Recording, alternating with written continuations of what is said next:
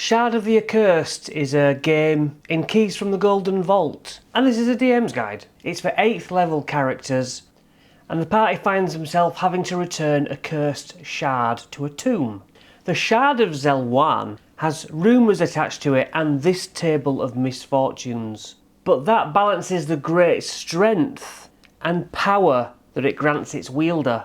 The shard can be used as a spell-casting focus, and increases your strength score by 4 up to a maximum of 22.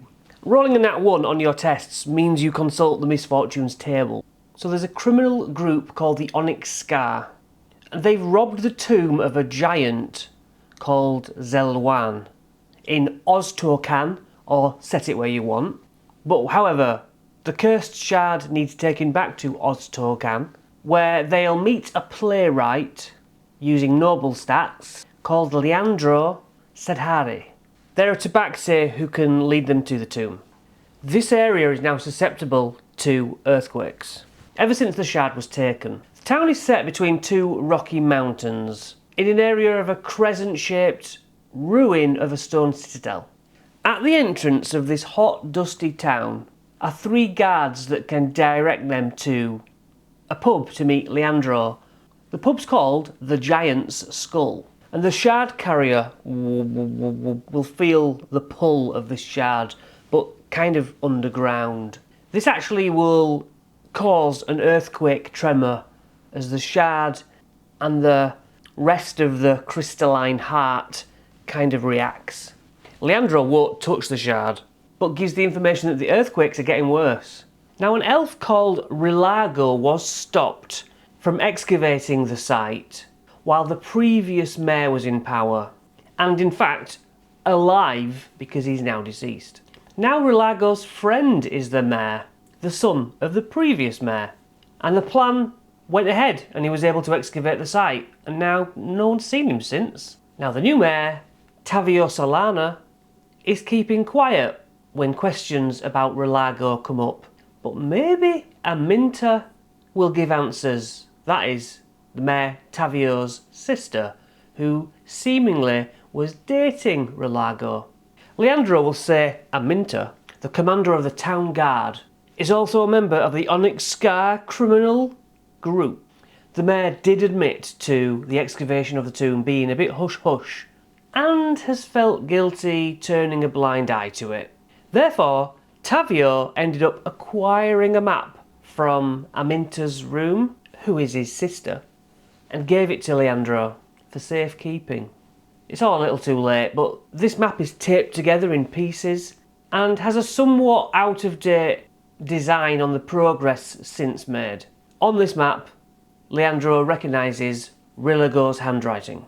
The words "Heroes rest here" points out an important story about a giant who had a last stand here with some helpers. Tavio and Aminta are siblings, as I say. Their deceased father, Nadario Solana, are all from the head family. They're not necessarily official government status, but they're the most rich family, I think, and so they practically control the city. None of that is particularly useful or interesting. It's just to make it more of a story overall. So if they meet with the mayor, Tavio, at his large townhouse, they can learn that Aminta talks of little else but plundering this little tomb. Now, news has it that Rilago was apparently killed by a trap involving an obsidian splinter that went through his heart. This is the shard that they have. It's the one that killed him.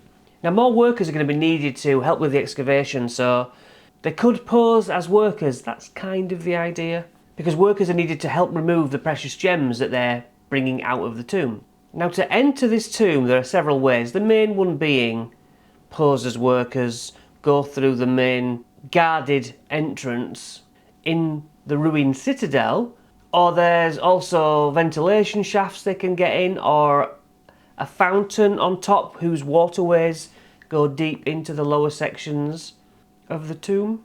Now, they will get searched if they go in officially as workers, or brazenly, and stripped of weapons and armour and things like that. But Tavio says give your stuff to me that you want in. I'll go in and secrete them somewhere in a chest, so that when you go in as posing as workers or something, you can then just get weaponed up.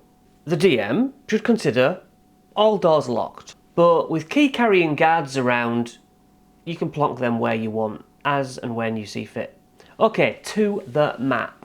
And I won't be doing stats in this video. Let me know what you think about that.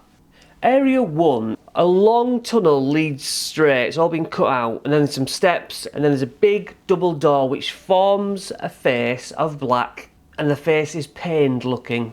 The door is barred from the other side, and 5 veterans will have escorted the party up to these doors. Knock 6 times on the doors. From the other side, the noise of the bars being lifted. Boop, they're in. Area 2, a 4-pillared room with another 4 veteran stats guards. There's a table and chairs in front of, well, a standing wall of carvings, which is a granite slab picturing people offering to this god or this giant or whatever. So yeah, guards will pat them down. Remember that bit. Area 3, a small thin corridor with arrow slits on both sides. Behind the west wall, guards with bow and arrows if they look through those slits. Used for thug stats. Area 4, above this domed chamber, very tall, 2 levels really, separated by a platform high up. In the middle of this room is a tall giant petrified holding up the roof seemingly. There's scaffolding around this statue where several people walk around, and some workers use pickaxes to chip away at the statue, which is a petrified giant. Huge hole in the chest cavity reveals a petrified heart with the missing shape of the shard they have. Black onyx heart with silver and gold veins. And with the shard re-entering this room, there's another tremor that causes falling debris and dirt and dust. Now there's some gossip to be pried out of these workers if you need to give some information. Ultimately, what needs to happen is the ghost of Rigolo will use the magic that was used to take this piece out to put it back. It can't be done without Rigolo the Ghost's help. You can't just slot this thing in and we're done, we go home. But we're rushing ahead. If this guide is useful, please click the like button to spread the series. Area 5 is a barricaded corridor from one end and from the other end. It's keeping the players out and it's keeping something in. Area 6, mushroom spores fill the air. It's like, it's a fungal covered room. 2 myconid sovereigns, 4 myconid adults, and a shambling mound lurks in the vegetation. If you've never ran myconids before, there's kind of a circle of thoughts that they can make the characters hear their voice with. Now stairs lead up to a trapdoor above, but it's locked with an arcane lock. The players may have entered here through the fountain somewhere outside, and so this could be their entry area. Area 7 is a small room with smashed rubble because it's statues that have been broken. It kind of hides a secret door in a wall behind. It just goes to the east arrow slits room, which were empty. 8. 5 onyx scar thugs must sleep here, and some will possibly be in there now if they go in. It's like, hey, this room's taken, get out. 9. This is a storage room full of tools and some weapons, and notably chests of the secreted weapons and armour if Tavio did that. 10. This door has an alarm spell on, which will also notify Edino that someone has touched the door. Inside, Edino's creation, a clay golem with a misshapen head but 2 clobbering fists, will fight off intruders. Edino himself casts greater invisibility and skulks in a corner until he can get out unimpeded. Around the room there are 4 fist-sized chunks from the statue. Ostokenite pieces, they're called. They actually now contain 4 souls, 1 each. They are soul-bound. There's also a spellbook on the table, Edino's. 11, like a Wild West scene when they walk in, there's these people who stop and stare.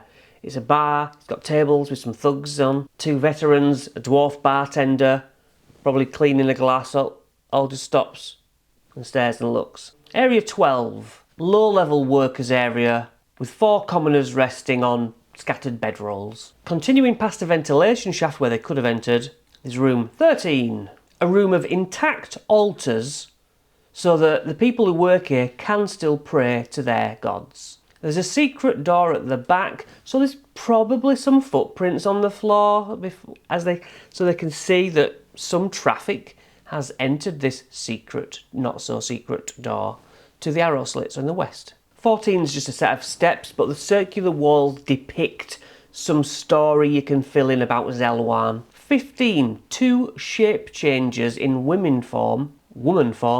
These are doppelgangers. They're playing cards. One of them looks just like a minter, but isn't. The book suggests that if more than 3 intruders enter, they fight.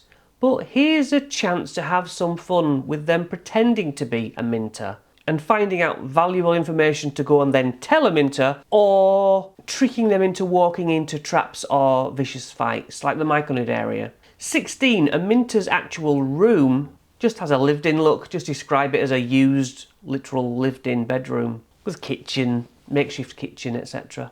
Area 17, an oil lamp lit room, shows scattered furniture around. There's a ledger on a surface. It's one of the Onyx Scars books and talks about the 15,000 gold pieces they've invested in this excavation. Now there's 4 chests that each have a bunch of money in, 2,500 gold each, and I would put a little note in saying who these are for. They are bribes to keep their nose out. 18 is that high mezzanine balcony above the early domed petrified giant room. It has 4 heavy stone doors at the compass points to exit further around the building. 19, a human woman sits at the end of a long table in a musty smelling book library. I don't know why I said book there, but yeah, it's a library.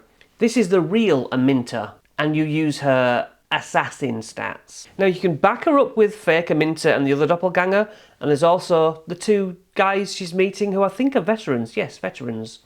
Somewhere in this room is a bookshelf which keeps working as a secret door, so you can see the scuff marks on the floor. It leads to a tunnel with another easily seen secret door further in. Area 20, an invisible stalker lurks protecting the food for all the workers. Area 21, a room with many doors leading off it, and a long table which makes this serve as a guest hall. There's also the other side of the trapdoor to the Myconid room below. Fake Aminta could say, she's down there, let him in, let him go fight the Myconids. 22, a crypt with Relago's ghost. Hush, don't wake the spirits, he says. You have to bring those 4 fist-sized rocks, place them against the statue, release the spirits inside before Relago will ask to possess one of the players. Allow me in. So he possesses them, tottles along takes the shard to the heart, describes some magic effect, and souls are released. Otherwise, in this room, the crypts contain 4 wraiths linked to those 4 fist-sized stones, like the troubled spirits of them trapped in the rocks. But yeah, if Relago possesses a character, returns the heart shard, the spirit is at rest, all good, the earthquakes stop, we're done! Huzzah!